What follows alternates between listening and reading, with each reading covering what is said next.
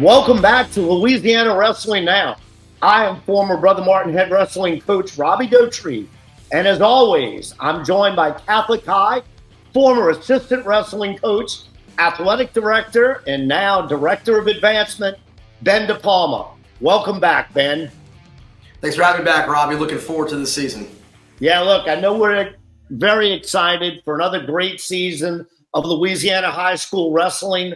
You know, for you and I, man, I don't think it's ever the off season for wrestling. You know, you come out of the high school state championships, and then we go to the NCAAs. And I know I've been glued to Flow Wrestling watching the men's worlds. The U23 team just won the men's title. I mean, and then watching our Louisiana kids compete all across the country. It's just fantastic that you can watch this on Flow Wrestling. And this weekend, it kicks back off with the NCAA All-Star Classic. So, Ben, kind of talk about what you've been doing the past summer and how you keep in contact with wrestling in the off-season. Well, I mean, the biggest thing for me is, you know, I'm on probably 4 or 5 text groups with ex-wrestlers from Catholic and around the state and constantly talking about it. And then, you know, my world has been high school athletics for so long that I really try to follow our Louisiana guys as they go compete across the country throughout the summer, you know, in the national duels, Super 32s, up in Iowa last weekend. I just try to keep an eye on what all of our guys are doing because I know that, you know, eventually that this state season is going to roll around, and I want to have the background of what our top competitors have done all year as they roll into a new season.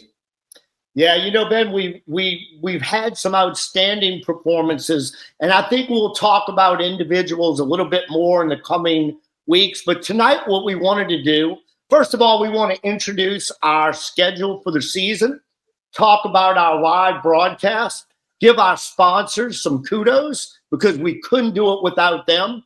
Thank everyone at Varsity Sports Now that's making this show possible now going into our 4th year. And, you know, I'd like to start off by talking about why we do this. And it's simply for the love of the sport.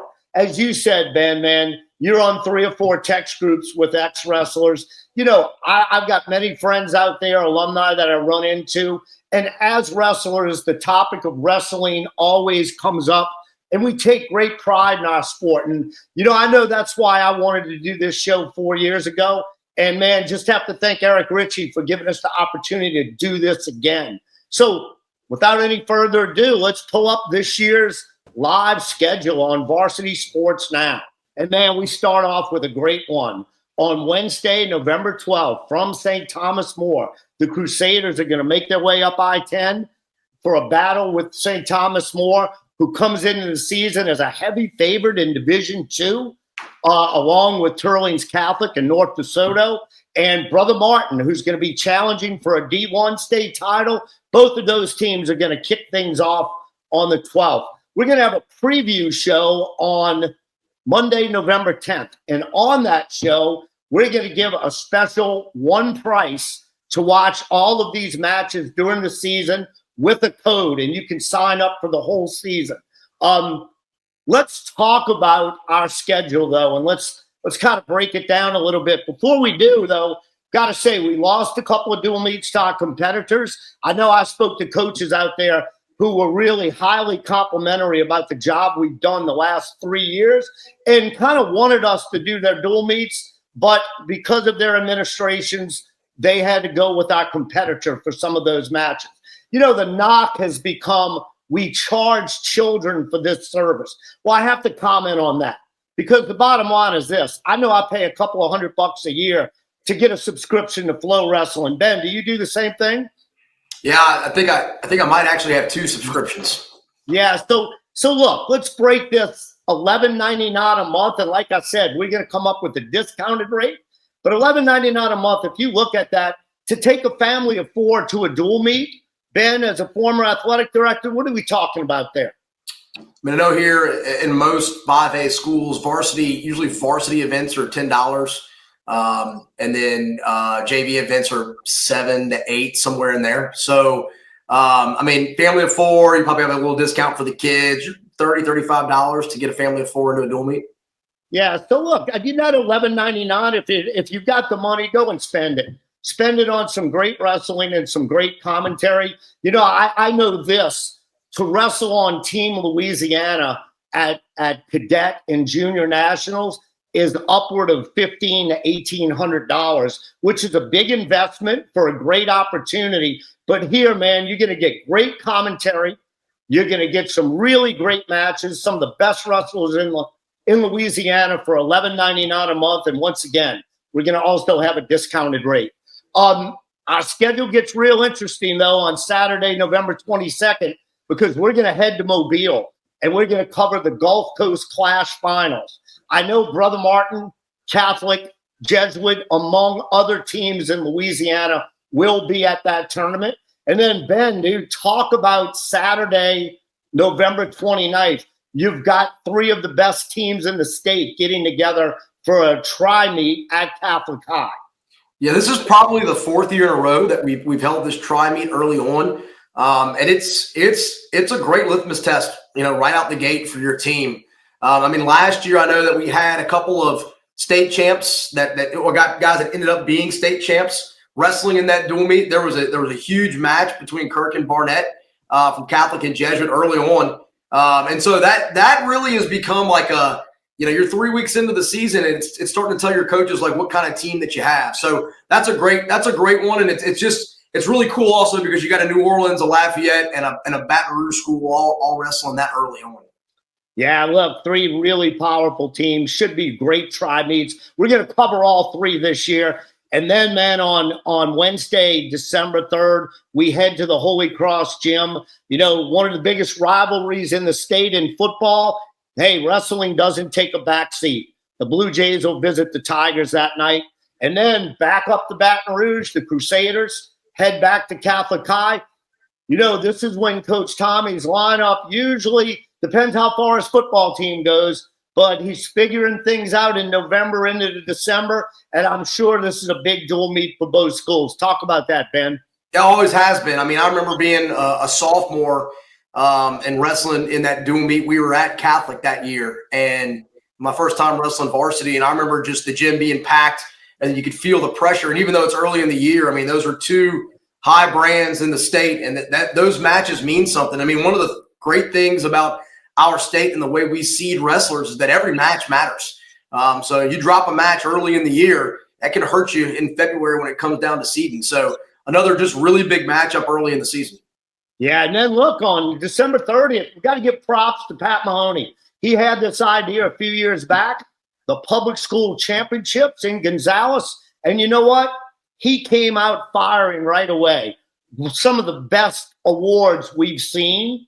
Really good wrestling, and a big surprise for everybody this year. We're not only covering the boys' finals, we're going to cover the girls' finals also. We wanted to do it last year. We're going to make it happen this year. Girls' finals of the public school championships, followed by the boys on Tuesday, December 30th.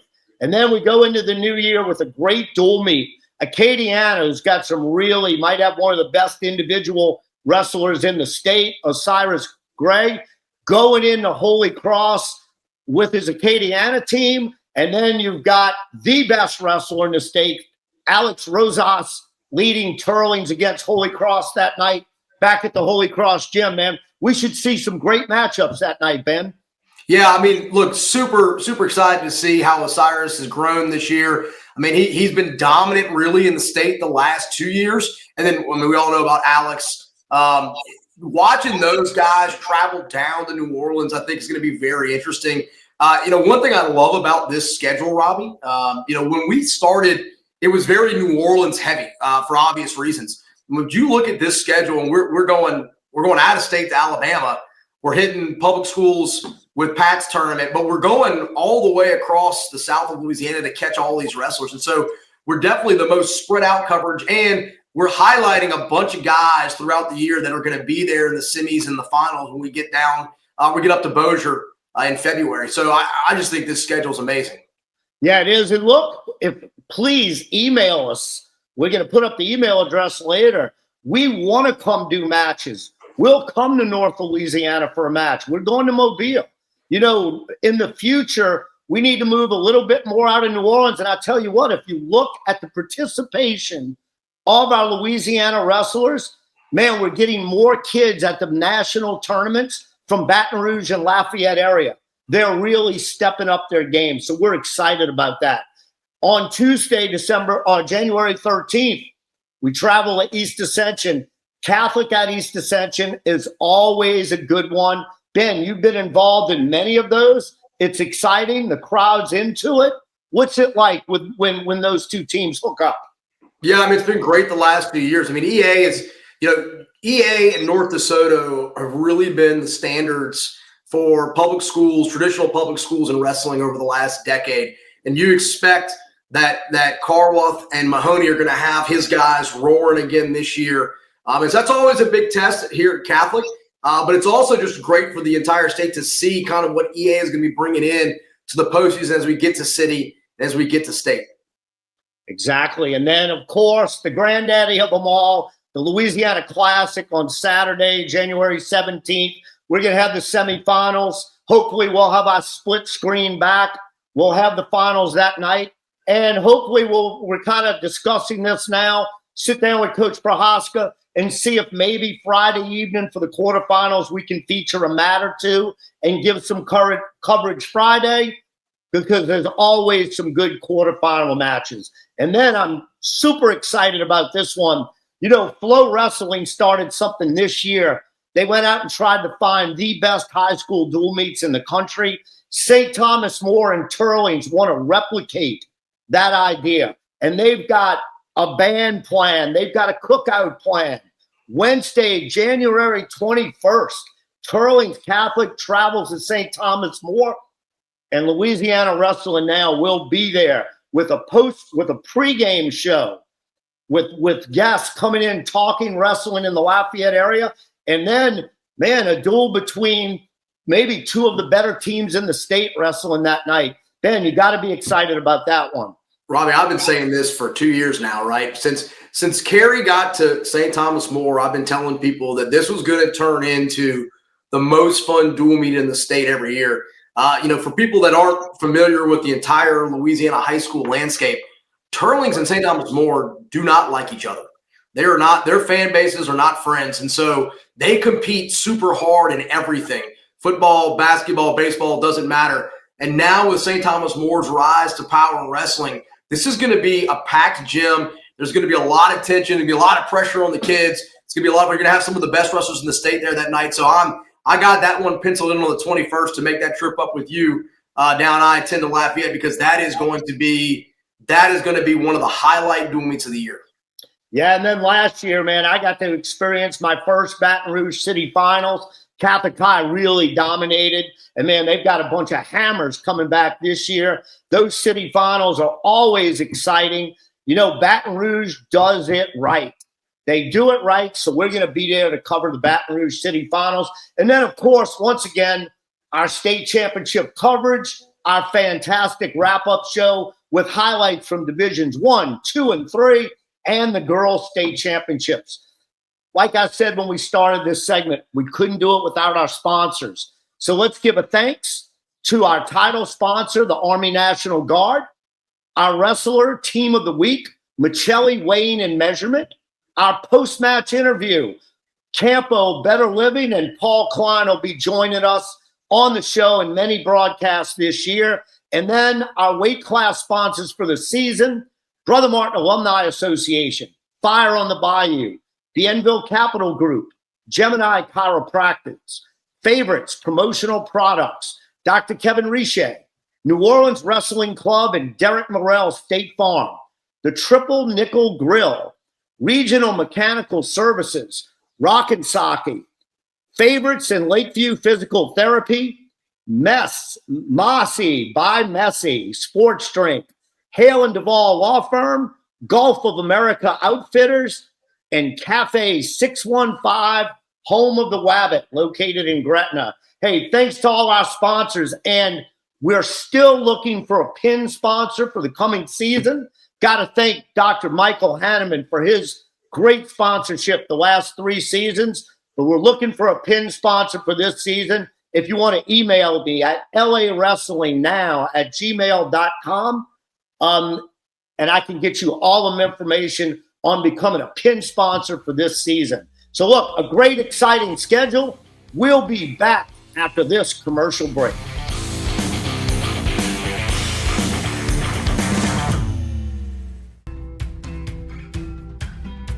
If you think about measurement, it's all around us. Michelle really is about showing the world what measurement can do. We're involved with ensuring any type of measurement device is always accurate. With our business starting in 1947, since then we've grown pretty significantly. We're operating in 12 different states, and we have near-term plans to grow that very aggressively. We're on our way.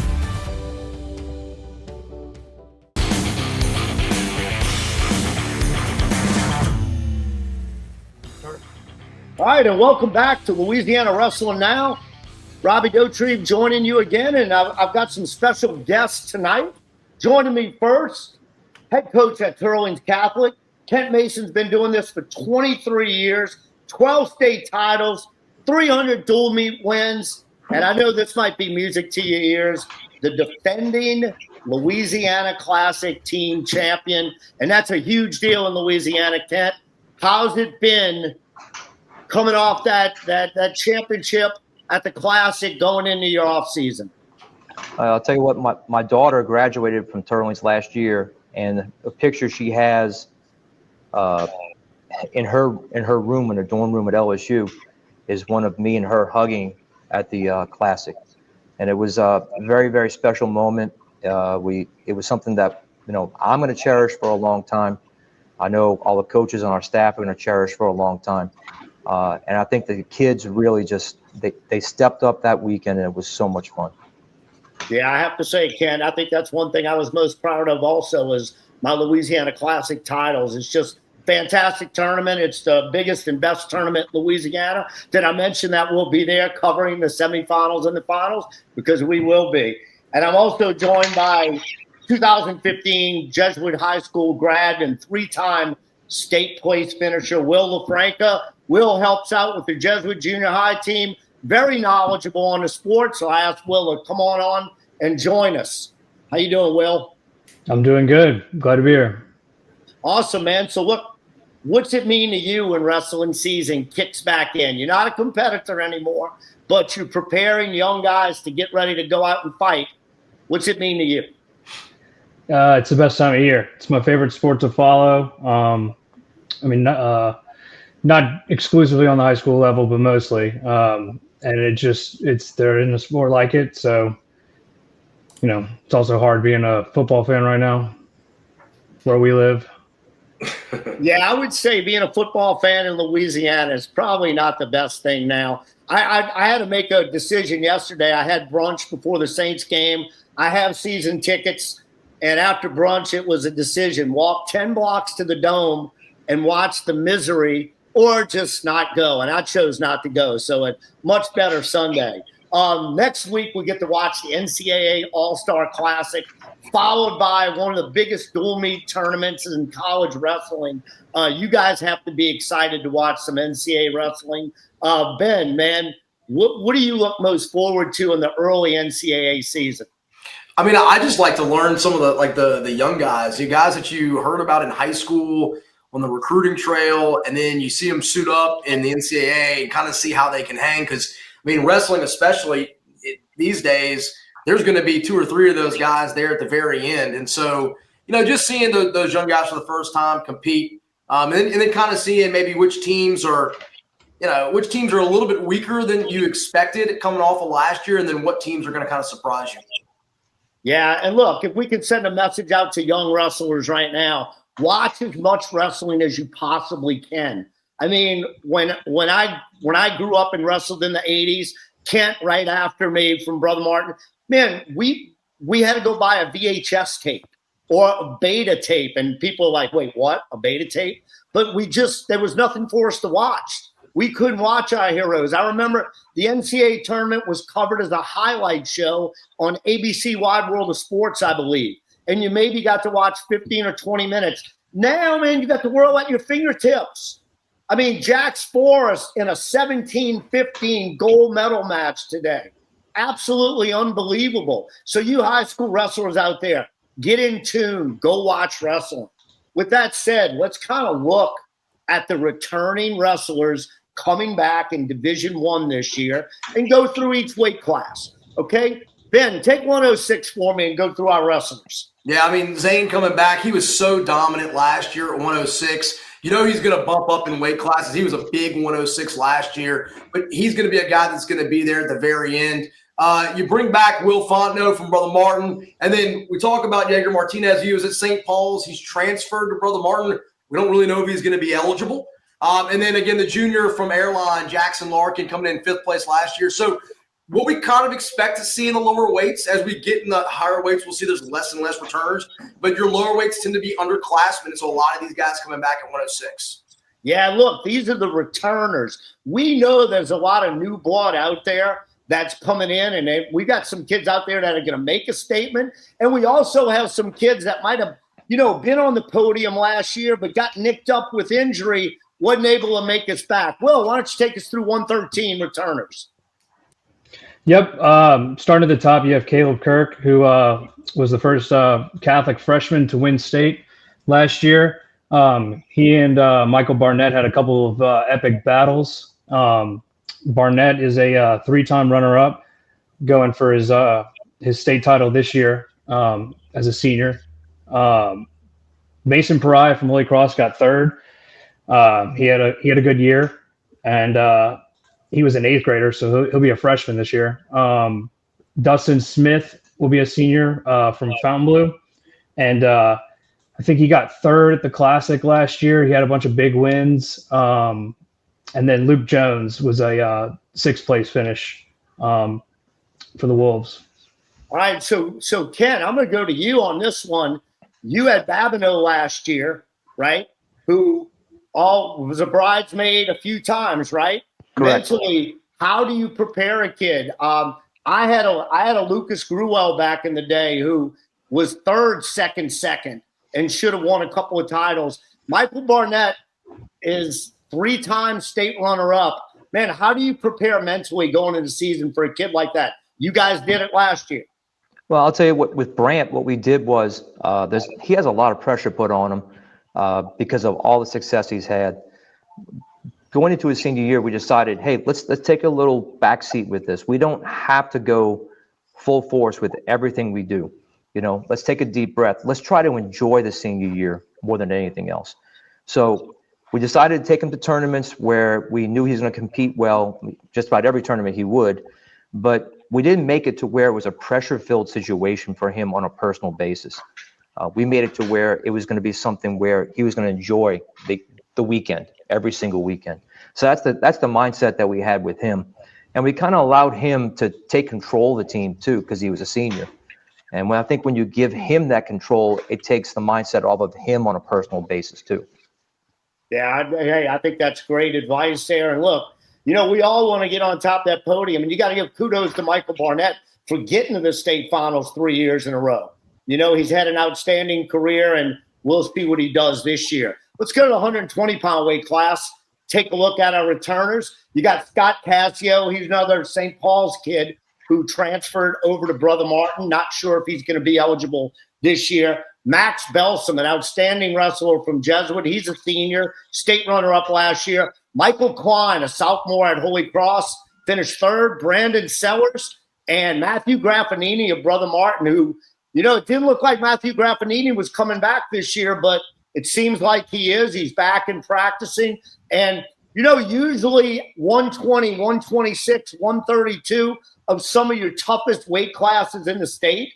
And it's no different here in Louisiana because you go to 126, man. Ben, take us through 126.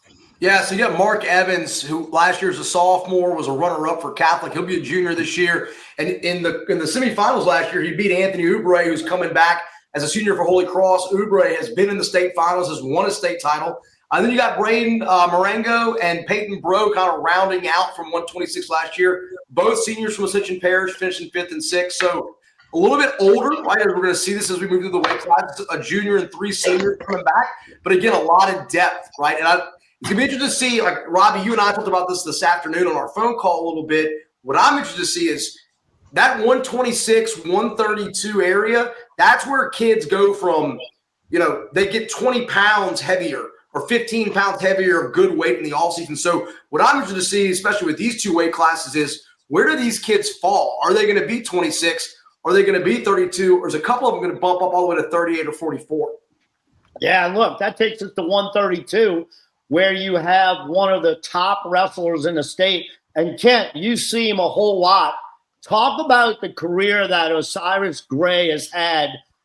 State champ at Acadiana last year. What kind of wrestler is he? What kind of kid is he?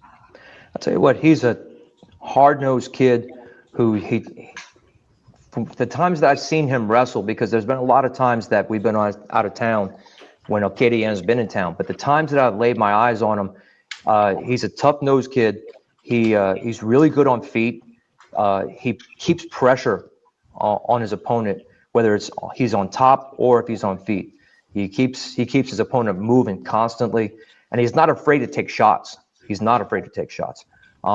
The times when he struggles is when he becomes too defensive on feet.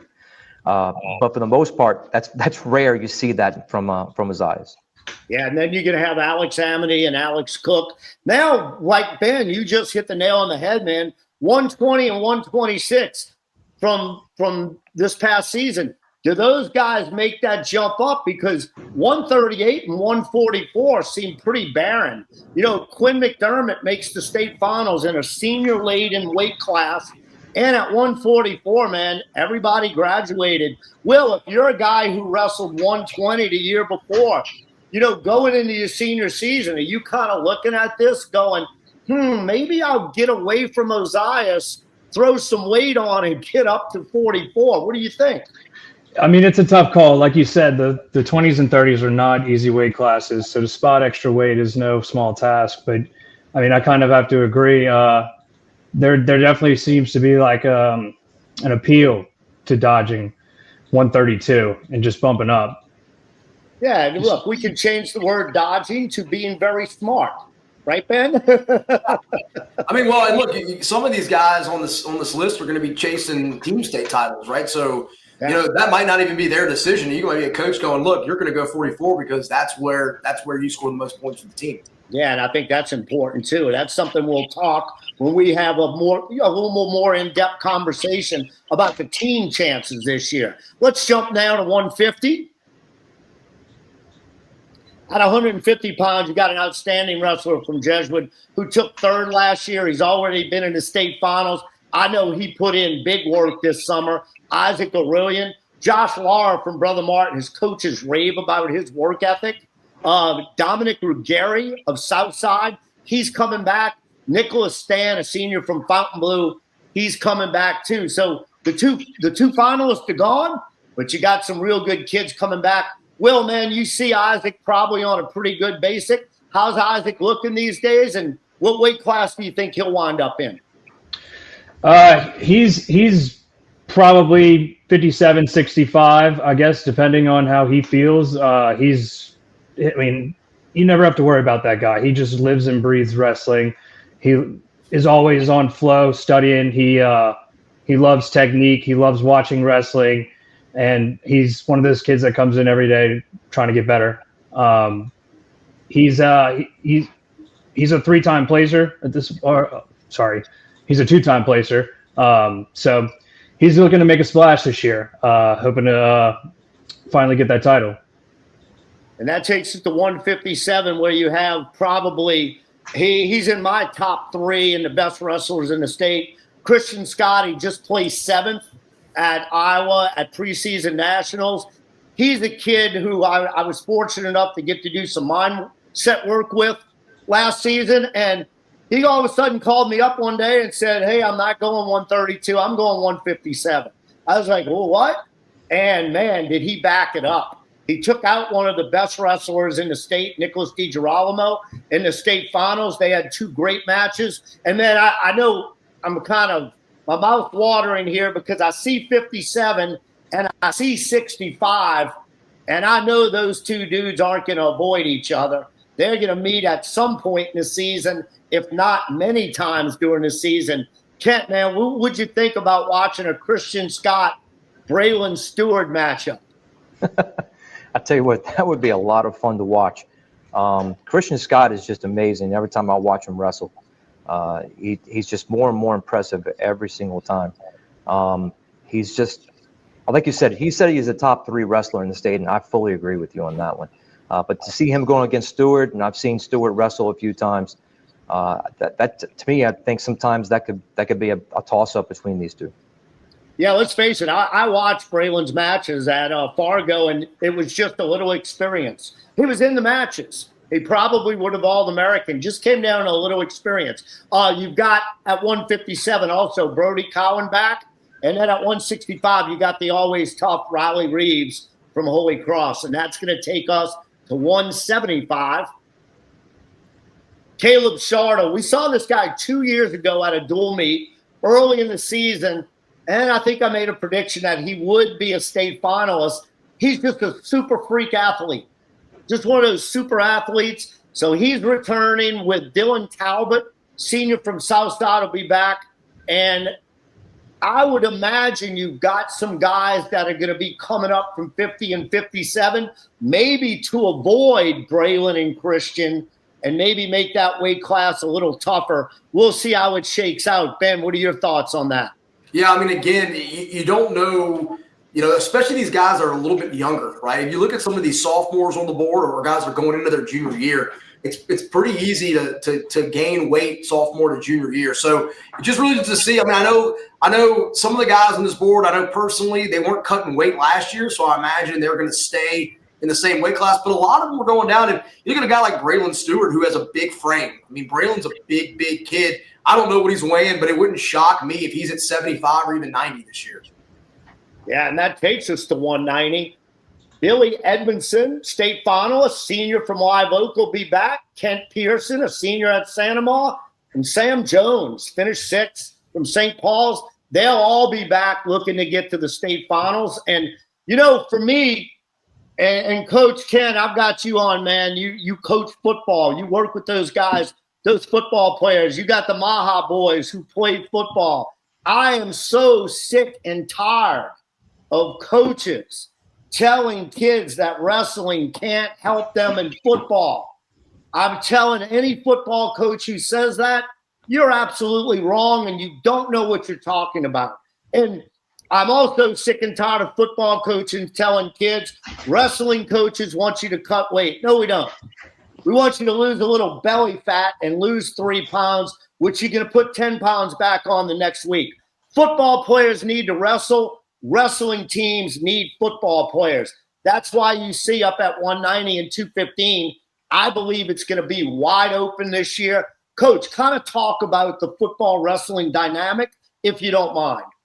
Well, one of the things that's I think every wrestling coach at high schools in Louisiana, they always run into, like you said, it's about talking kids into wrestling because they become one sport oriented.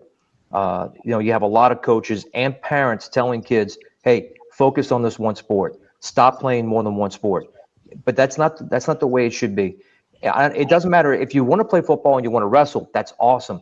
But if you're not going to wrestle, go play basketball, go play baseball, go play another sport. But the football and wrestling dynamic works so well together because of the footwork, especially for offensive and defensive linemen. The footwork that you get and getting your hands on people in front of you, in whether it's in wrestling or football. I think that one of the biggest differences between the two is that sometimes with football, as the offensive defensive lineman, you want to push out, to get them away from you. But in wrestling, you want to try to drag them in if you possibly can. So that's the only difference that you really see. But it doesn't matter if it's offensive or defensive line.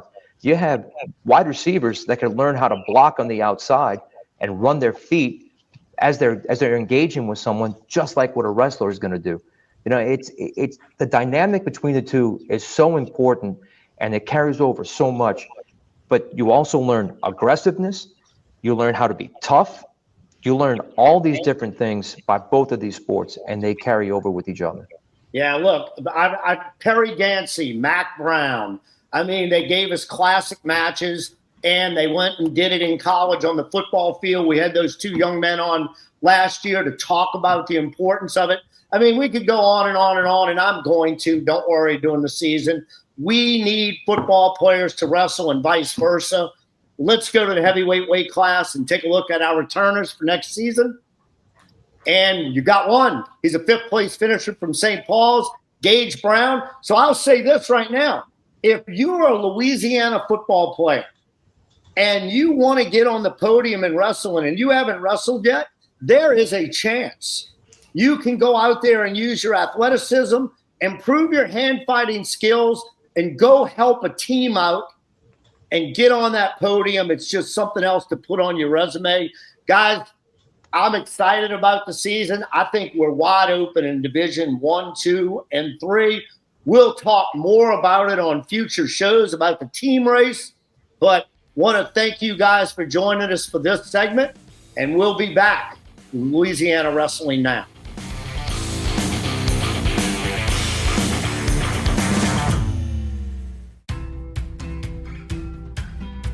If you think about measurement, it's all around us. Michelle really is about showing the world what measurement can do. We're involved with ensuring any type of measurement device is always accurate. With our business starting in 1947, since then we've grown pretty significantly. We're operating in 12 different states, and we have near-term plans to grow that very aggressively. We're on our way.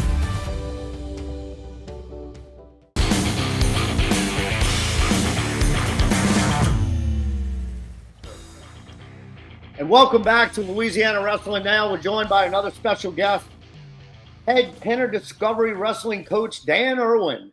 34 years doing this, 12 district titles, 4 Jefferson Parish titles, another guy with 300 dual meet wins. And Dan, just a great guy for the sport. Welcome. Thanks for having me, Rob. No, man, it's always a pleasure to have you on. You know, Kent and Ben and I just went through our Division I returnees. At the end of last season, we spent a lot of time talking about, should there be a qualifier? What can we do in the future? The state tournament, we've got to bring some pride back to actually qualifying and getting there. Ben DiPalma has been kicking around an idea for a while. I'm going to let him take it from here, take it through the proposal, and discuss with Coach Irwin and Coach Mason. Yeah, thanks, Robbie. Like you said, it really kind of started last year at the Louisiana Classic because of the sheer numbers, plus the addition of the girls division. It's the most participants we've ever seen, which is a great problem to have. And so when we got to Bossier, at the time, I was fortunate enough to be sitting on the LHSA executive committee as the representative for the athletic directors. And Adam McDowell and I spent a lot of time at the state tournament talking about how we can make some changes to the structure of the state tournament to where we can get it more contained. Because what was happening was, I think we were there from about 6 a.m. to almost 10:30 at night on Friday, still not sure that we were going to finish all of the rounds, just because of the sheer number of participants. So, and as everybody knows, or you might not know, we're the only state right now in the United States that doesn't have a qualifier for their state tournament. And so Adam kind of said, well, what do you think? And there's been some ideas that we talked about for a few years. And so I came back to the office and put pen to paper, and with the help of Tommy and Kent and Dan and some other guys, Jono at Jesuit,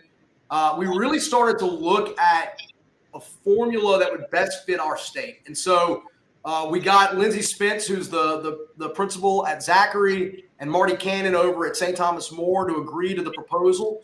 And so the idea is this. Instead of going back to a regional qualifying tournament, which we had in Division I back in the 90s, there were a lot of problems with that. One with the schedule, trying to fit everything into the National Federation calendar. And then another issue is just how to create regions for Divisions 2 and 3. I found Division 3 was basically impossible to create regions through. What we said was, what if we take the model that we see in the other LHSA sports with power rankings and try to apply that to wrestling? And luckily enough, Rank Wrestling was out there already with a formula, and we were able to talk to the owner of Rank Wrestling. He was on board. He shared his formula with us and worked really well with us to get this pen to paper. And so what the proposal really does is it creates a power ranking system for the entire state. So basically, you don't have to win a tournament. Your whole season is your qualifier. And everybody that you wrestle is who you're qualifying against, not just one person or a couple people at a single tournament. The way it would work is throughout the year, you would have your power ranking through Rank Wrestling. And then when we get to the state tournament, Division I would have 24 qualifiers per weight class. The Division II boys and the girls division would have 16 qualifiers, and the Division III boys would have 8 qualifiers. And it's all based on the ranking system, right? So if it's 1 through 24 in Division I and there's no duplicates, then those 24 kids make it into the tournament. Now, what we're going to see, we've seen for the last few years of rank wrestling, is you're going to have some duplicates, meaning Brother Martin might have the person ranked number 2 and the person ranked number 15, right? And so the way the proposal works is Brother Martin has got to declare at the beginning of state week who they're putting into the tournament, whether it's the number 2 guy, number 15 guy. They only get 1 entry. So the other guy would move out, and now the 25th person in that weight class would qualify for state. And so you remove all your duplicates from the different teams, right? And then you have your 24 qualifiers in Division I. So with the brackets, Divisions 2 and 3 with the boys and the girls division is actually a little bit easier because you have 16 in the girls and 16 in Division 2 and only 8 in Division 3. So you have this even bracket. But with Division 1 with 24, you're still going to have 8 buys in the first round. I know, Robbie, that's something that we've really talked about for decades, about how do you handle the buys in the state tournament. And so what we came up with was, instead of doing double points or double pin points or any of that, you just don't count the first round of championship and the first round of conso points in Division 1. So your first round of championship and your first round of conso is a non-scoring round. And once you get to the second round of those tournaments, now all the buys are gone, and that's when the point scoring starts for Division 1. It puts everybody on an equal playing surface. I think that's a great idea. Yeah, and one of the things also with this that I want people to understand is that this does not affect seeding. This is only qualification. So take Division 2. 16 kids qualify for 106 pounds in Division 2. Then the committee will take those 16 kids that have qualified, and we still use the seeding system that we've always used to seed the top 6. So the seeding, the only thing that changes about the seeding is that there's a limited number of seeds now. In Division 1, there'll be 8 seeds. In the girls division in Division 2, there'll be 6 seeds. And then in Division 3, there'll be 4 seeds. And everybody else goes on to the bracket open. And we can actually go to the next page of the proposal. All right. And then just a couple other notes. What this also does is allows teams to substitute a little bit easier. So we were talking earlier, like if a team had, let's say, the number 2 ranked and the number 15 ranked wrestler in the ranking system, and on Monday of state week, they've already submitted the second ranked guy, and he blows out his shoulder. Now they can substitute their 15th ranked guy in for that spot. He won't be able to be seated because he's substituted late, but they don't lose that position, right? But they still have to be within the top 24 or 16 or top 8. And that allows them, what that really does is allows teams a little bit of protection for deeper teams. And really, other than that, if you want to go to the last page of the proposal, it's kind of the pros and cons, right? What this will do is it maintains the current length of the current wrestling season, which was a big issue with the LHSAA. You know, I think sometimes, and this be putting my old athletic director hat on, coaches kind of get zoned in on their sport. We have to remember that we are part of a much larger calendar with not only the LHSAA, but the National Federation. So anytime you extend a season, that causes a lot of issues or things that you have to solve on the back end, whether it be with soccer and basketball state championships or the indoor track state championship. This allows us to maintain the current length of our season. It also increases the efficiency of the state tournament. I did some data. Tommy and I looked at some data, and just looking at Division 3, for instance, and Robbie, this is something that you always talked about. If you look at the last 3 years, 2023, 24, and 25, in Division 3, there was an average of 3.7 matches in the first round in Division 3 every year, 3.7. Of that, 87% on average of those matches ended in a pin, right? And so what we're seeing is that first round was acting like this really big filter. I mean, we were just getting kids out so fast within minutes. And so we take that first round away. Now those kids really aren't qualifying in, and your state tournament runs a lot faster. It's going to reduce the number of buys in the state tournament, which has always been a problem. It's going to decrease delay time in the state tournament. And it's going to allow us to put some natural breaks. One of the big complaints we got from coaches last year was their kids were in the arena from 6 a.m. to 10:30, no breaks, right? The concessions shut down at 7. You couldn't bring food in, right? And so then you're taking them back to the hotel, having to be back up early in the morning. What this allows us to go back to sessions. So you could have a morning session, you can go home, or you go back to the hotel. You could rest for a couple hours, take a shower, take your wrestling shoes off, then come back at night for session 2 on Friday, wrestle session 2, and then go into Saturday with a session 3, and then you can have a nice break before the finals, and then come back in for session 4. It will also decrease the time out of the classroom for a select number of wrestlers. Again, in the LHSA, we're always trying to weigh athletics and academic responsibilities. Kids that aren't qualifying are coming up to the tournament missing 2 days of class to wrestle for 30 seconds, right? This allows the principal and the coach to make a decision whether that kid needs to be in class as opposed to going up to Bossier for the state tournament. Entry fees owed by the schools will actually go down because less people will qualify, so schools will be able to save a little bit more money in their budgets. And a big one is going to open up more potential revenue venues, across the state. Right now, because of the size of the tournament, we're pigeonholed into only a few possible venues. But this allows us to have less mats, runs more efficiently, and now you can look at some medium-sized venues for potentially hosting the state tournament. There are some cons, right? No, not every wrestler is going to qualify like it's been the last 20 years. And then the LHSA will actually have a little bit less income and entry fees. But those were the 2 big cons. So, I think, we got Coach Mason and Coach Irwin on. Guys, Dan, you first. What do you think about this from the public school perspective? Thoughts? Well, when Tommy and I were talking about this when it first started, I looked at the numbers, and it hurts a school like me. Like last year, I think I would have taken 8 kids out of the 14. But those other 6 kids I had went 0-12. They were on the mat for about 4 minutes total for all 6 kids. And it cost me an extra hotel room for 2 nights. Now, I love the kids, but Ben's right. It's going to save in money for us. It's also going to save, it's going to put them back in the classroom for a while. And it makes you strive to be better. And that's the thing that we've been talking about for years, that you can just go to the state tournament. And we have some people that are against this because of that reason, that they just want to take their kids to a state tournament as a reward for being on a wrestling team. Well, the reward is qualifying for the state tournament. And I mean, when I first started coaching, we had to qualify. And, when I would take 5 or 6 kids to the state tournament, it was a huge deal. And it's going to be the same thing now.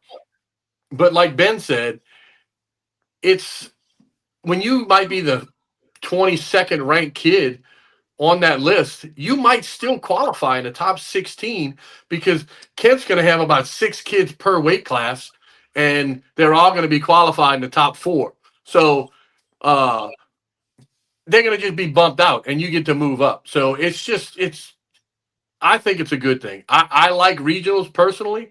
I think a kid can have a great tournament and qualify through regionals, but for this time in LHSAA right now, I think this is the best option that we have to shrink the state tournament. Because like Ben said, we couldn't get to the blood rounds last year.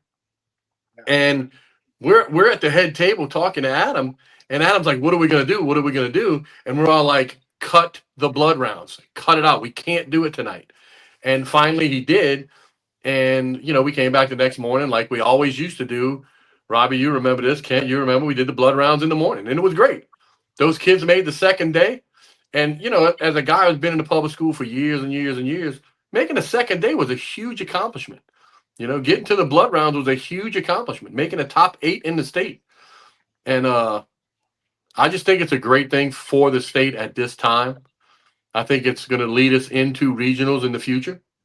I guess that's all I have to say right now. Yeah, I think optimal performance is the words I'm thinking here. And in order to get your optimal performance, you can't have a kid sit in the bleachers all day. You just can't. You treat this special like it's supposed to be. Go wrestle in the morning, get your job done, come back. Go back and regroup. Get yourself mentally ready. Come in for your quarterfinal. The blood round, of course, should be the next morning. Come in the next morning, fight for your spot on the podium. I'm just going to say it because I like to give my opinion. Coaches who don't like this idea, keep your team at home. Stay away then. I mean, this is a state tournament. Let's bring some respectability back to it. I see Kent's nodding his head. Your thoughts, Coach? Well, I think Ben can speak to this more than I can because he's been an athletic director about, I think wrestling is the only sport in Louisiana that doesn't have a qualifier. Like you put your lineup in and that's it. I think we need to go back to that because if you have a qualifier, now the kids are working more towards something and it's an incentive for them to, hey, I need to get into the position to be a qualifier for the state tournament. I love regionals. I think regionals are awesome. And I think that we could eventually get back there one day if we can figure out dates with the federation and dates with the LHSA. I think we can get back to a regional. But I think this is a first step in making an improvement with what we're doing. But I think another thing that a lot of people don't take into consideration, it's not just the wrestlers, it's also the officials. You have officials out there right now that are just learning what to do, and they may not be a qualified official to officiate in the state tournament just yet, but you're being forced to put them out there because of the numbers that you have, and you have to rotate officials so much that now you have some guys out there that, okay, you're still learning what you have to do. You're not sure what you're doing out there, and they're going to make mistakes, and they're getting tired, and the referees are officiating until 10:30 at night. And they're getting tired and they're going to make a mistake. And that's where kids are going to get hurt because of those mistakes that are made. So I think it kind of protects all of us in so many different ways. It protects the kids. It protects the officials. It protects everybody. Yeah, great. Really, that's also the point, Robbie, is that with the growth that we're seeing in girls wrestling, if you don't do this now, there's no way you're running a 2-day state tournament in 2027. I mean, the growth of the sport's great, and that's something we fought for. But you just can't. I mean, there's only 24 hours in a day, and so talking to Adam in February, we're like, look, here we are, barely squeezing this thing into 2 days this year. In 2 years, it's going to be impossible. And now you're talking about 4 days or 3 days out of the classroom for kids and a 4-day trip for the state tournament. I mean, that's a lot to ask for schools, for parents, and for teachers. Yeah, look, you guys make great points. The referees wear out. I mean, it gets monotonous. The same guy on the mat over and over and over, blowing that whistle. It's just human nature that you're going to lose focus. And then let's talk about this. The state tournament is supposed to be an enjoyable process for not only wrestlers, coaches, but for family and fans. You can't tell me that sitting in an arena for 13 hours in a day is an enjoyable experience. It's not for parents. So, man, look, kudos to you guys for finally putting this together. I would hope, and Ben, correct me if I'm wrong, only wrestling schools will be allowed to vote on this, correct? Correct. Only wrestling schools can vote. So all of our listeners out there, our fans, our parents, encourage your school to vote for it. If your son finishes number 25 and he doesn't make the state tournament, guess what? He learned a valuable life lesson. Work harder next year, or guess what? You didn't qualify for state. You had a good career. Let's move on. But, man, we've got to do something to bring, I think, number one, respectability back to the state championship tournament. Ben, anything you want to close out with? The only thing I'll say is that looking at the data from the last 3 years and looking at – so ranked wrestling has been around. So we can actually use the formula from the last 3 years and who would have not qualified. And I know for a fact in Division I, there was not a single person outside of the top 24 that had a winning percentage over 350, meaning that they had lost twice as many matches basically as they had won throughout the season. And the numbers were pretty consistent for Division II and III. So you're not talking about a kid that's going 17-11, not qualifying. Like that guy's going 7-17. Yeah, like it's a 7-17 kid that might be on the cusp of not qualifying. Well, and I'm going to tell you this, Robbie, when Ben hit on the girls, we have 77 girls teams registered. If we have, say, the 114-pound weight class, if we have 77 girls that want to go to the state tournament because we can do one per weight class, we're going to have a 128-man bracket in 114. I mean, just think about that. And then that's why we can't have it the way we have it now. We're in discussions right now. I don't know if Ben's in this discussion with Adam and Tommy and all, but we might have to limit the girls this year just as an administrative thing, because if we have 35 girls in one or 40 girls in one weight class, we're going to have to limit it. We can't do it. Yeah. We're limited to 10 mats. We can't go 12 mats this year. We tried to, but the arena said no. They did a CAD drawing and it didn't work. And plus, we don't, like Ben said and Kent said, we don't have 36 qualified officials to go to the state tournament. And now you're asking guys to do two referees per mat. No, it's bad enough with 3. So safety issues come into play. So this is a huge thing for Louisiana wrestling. And the coaches who don't want to do it, like you said, Robbie, they need to stay home. And that's coming from a guy who's going to leave kids home in 2 years. Yeah. Well, look, it's a great problem to have. Okay, so look, any leadership model will tell you that growth comes with pain, right? And we're growing. We are, in my 30 years of being around Louisiana wrestling, we are better than we've ever been on a national level. The numbers are up. We've got girls wrestling. All of this is fantastic, and it's all due to the hard work of the coaches and the administrators in the state. This is a little bit of the pain that comes with growth that you have to adjust, right? You've got to make some changes, right? And it's going to be changes that's going to be beneficial down the line. And yeah, like anything else would change. There's going to be a few things where you're like, man, I wish I would have been able to take this kid, but that's just not the way growth works. And so ultimately it's a pat on the back for all the coaches across the state, for all the people invested in wrestling, that we've gotten to this point where we're like, hey, look, it's going so well, we've got to make some modifications. I tell you what, I want to make a couple more points. I think that the work that Ben and Tommy put into this, sitting down and doing the numbers, that took time, and I have to give them a lot of credit for what they did. So I think this is going to be beneficial for the sport overall. But I think another benefit is we're going to have to figure out a way, because if you give me I think the facility in Shreveport is phenomenal, but I think we need to get it back down to the I-10 corridor in some kind of way, because you have the majority of schools that are along the I-10 corridor. I think there's 16, 17 schools that wrestle up in Shreveport. But again, the facility in Shreveport's phenomenal. It really is. But I think we need to get it back down here towards the southern part of the state a little bit more.